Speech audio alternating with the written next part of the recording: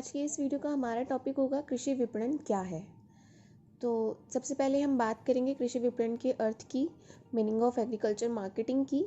तो चलिए दोस्तों, इस वीडियो को शुरू करते हैं और जानते हैं कृषि विपणन का अर्थ।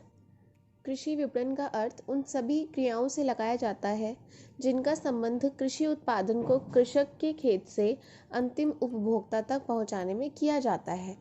एक किसान जिस भी फसल को उगाता है, जिस भी फसल की वह खेती करता है, उस कृषक के पास से जब वह अंतिम उपभोक्ता तक पहुंच जाता है, उस क्रिया को हम कृषि विपणन कहते हैं। एक किसान के खेत से जब कोई भी उत्पाद एक अंतिम उपभोक्ता तक पहुंच जाता है, उसके बीच की जो भी क्रिया होती है वो कृषि विपणन की क्रिया कहलाती है। इसके अंतर्गत बहुत सी क्रियाएं आती हैं, जैसे कृषि पदार्थों का एकत्रीकरण, श्रेणी विभाजन, विधायन, संग्रहण, परिवहन, वितरण का वित्त पोषण, अंतिम उपभोक्ताओं तक पहुंचाना तथा इन संपूर्ण क्रियाओं में निहित जोखिम उठाना आदि। ये सभी किसमें शामिल होता है? कृषि विपणन में शामिल होता है। कृषि पदार्थों का एकत्रीकरण करना यानी असेंबलिंग करना, ग्रेडिंग करना, प्रोसेसिंग करना। ग्रेडिंग सिस्टम में क्या होता है कि किस्म के हिसाब से उनमें विभाजन कर देना। कोई ए ग्रेड क्वालिटी का है, कोई बी ग्रेड क्वालिटी का है, ऐसे ही इसमें ग्रेडिंग करना, प्रोसेसिंग करना, फिर उनको स्टोरिंग करना, स्टोर करना, ट्रांसपोर्टेशन, फिर उनको वितरण का वित्त पोषण यानी फाइनेंशिंग जो भी उसमें यूजेस होते हैं उसके, अंतिम उपभोक्ताओं तक पहुंचाना, रिटेलिंग तक जो भी उनके रिटेलर्स होते हैं उन तक पहुंचाना तथा इन संपूर्ण क्रियाओं में निहित जोखिम उठाना, रिस्क बेयरिंग। जो भी हमारा एग्रीकल्चर मार्केटिंग है उसमें ये सारी क्रियाएं शामिल होती हैं। उसी के बाद कृषि विपणन सही मायने में सफल हो पाता है। अब नेक्स्ट हम बात करेंगे कृषि विपणन व्यवस्था के कुछ आवश्यक पहलुओं की, necessary features of agriculture marketing की। तो जो एग्रीकल्चरल मार्केटिंग है उसके जो भी फीचर्स हैं जानते हैं कौन कौन से हैं। पॉइंट नंबर 1, मध्यस्थों की संख्या न्यूनतम होनी चाहिए। जो भी मीडिएटर्स होते हैं उनकी संख्या न्यूनतम होनी चाहिए यानी कम से कम होनी चाहिए।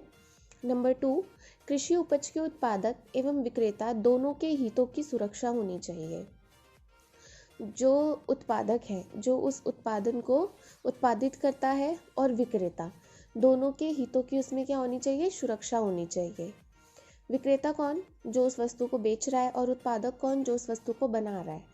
तो उत्पादक और विक्रेता दोनों के बीच में क्या होना चाहिए? उनके जो भी हित हैं उनकी सुरक्षा होनी चाहिए। नेक्स्ट नंबर 3, वस्तु की गुणवत्ता बनाए रखने के लिए उपज के श्रेणीकरण एवं प्रमापीकरण की उचित व्यवस्था।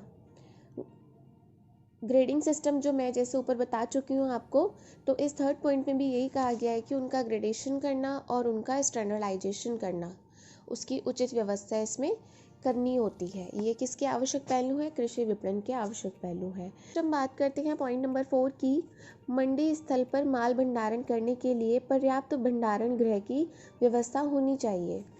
जो एक किसान है वो अपनी फसल का उत्पादन करता है, उत्पादन करने के बाद उसको उचित दाम मिले, इसके लिए वो उनको मंडी में बेचने के लिए लेके जाता है।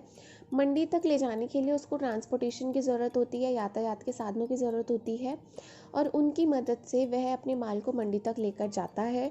और मंडी तक ले जाने के बाद उसको अपने माल को स्टोर करने की आवश्यकता होती है। तो वो स्टोर कहाँ करता है? वेयर हाउसेस में करता है। तो जो भी भंडार गृह होते हैं उनकी व्यवस्था भी कैसी होनी चाहिए? पर्याप्त व्यवस्था होनी चाहिए, उनमें कोई कीट पतंग ना हो, इस बात का भी ध्यान रखना चाहिए। नेक्स्ट नंबर 5, कृषकों को विपणन संबंधी सूचनाओं की पर्याप्त जानकारी प्राप्त होनी चाहिए।